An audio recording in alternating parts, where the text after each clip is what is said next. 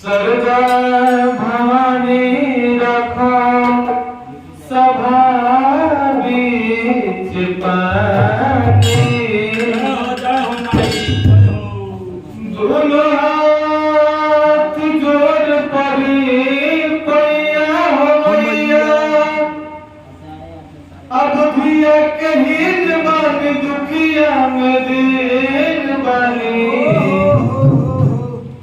ना पूरा पढ़नी पढ़ैया भैया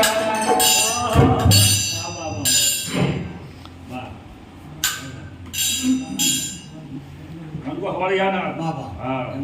पढ़ाई केना चाहिए लजाए केना चाहिए हमारे पूरा स्कूल को पहले रह जा वही तरीका को चल चल तू बना दे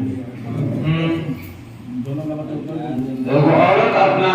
कटो से भी औरत करता नहीं बड़ा हमारा के कि जहां करो बदलिया